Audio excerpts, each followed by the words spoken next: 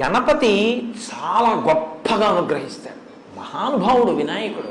వికటో, ఆయన చేసే పనులు హాస్యస్ఫోరకంగా ఉంటాయి, కానీ ఆయన చాలా బాగా అనుగ్రహించేటటువంటి స్వరూపం ఉన్నవారు. ఆయన చేసే పనులు ఏమిట్రా ఇలాగా అనిపిస్తుంది, కానీ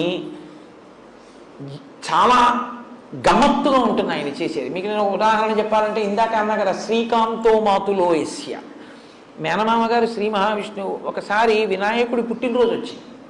మేనమామని పిలిచారు. మేనమామ అత్తయ్య వెళ్ళారు, లక్ష్మీదేవి నారాయణుడు. ఏవో బహుమానాలు పట్టుకెళ్ళాడు మేనల్లుడికని. అన్నీ అక్కడ పెట్టి, ఒరే నాన్న నీకు తెచ్చాను రా అని చూపిస్తుంటే, ఇవన్నీ ఇస్తుండడంలో సుదర్శన చక్రాన్ని పక్కనెట్టుకున్నాడు ఆయన. ఆ పిల్లాడికి ఈ చక్రం నచ్చింది, ఉడుక్కుని నోట్లో పడేసుకున్నాడు. ఏముందంటే ఆ తొండంతో తీసి ఇలా పెట్టి మింగేశాడు. అయ్యి బాబాయ్ నా చక్రం ఏదన్నాడు. మింగేశాను మాయ అన్నాడు. అయ్యి బాబాయ్ మింగేస్తే ఎలాగరా, మరి ఎలాగరా, ఇచ్చేయరా ఇచ్చేయరా ఇచ్చేయరా అంటే ఇస్తాడా? ఆ లంబోదరంలో పడేసుకుని పరిగెడుతున్నాడు అటు ఇటును. అప్పుడు శ్రీ మహావిష్ణువు ఆలోచించారు, ఎలా వీడి కడుపులోంచి తేవడం. వీడికి ఏదైనా హాస్యస్ఫోరకంగా ఉంటే సంతోషిస్తాడాయన. అదో విచిత్రం. మిగిలిన ఈ దేవుళ్ళ దగ్గర వీడు డిసిప్లిన్డ్గా కూర్చోవాలి, ఆయన దగ్గర సంతోషమైన పనులు చేస్తే సంతోషిస్తాడు ఆయన. వీడికి నవ్వు పుట్టిద్దామని గుంజీలు తీశారు. గుంజీలు అన్నవి మొదట తీసిన వారు విష్ణుమూర్తి.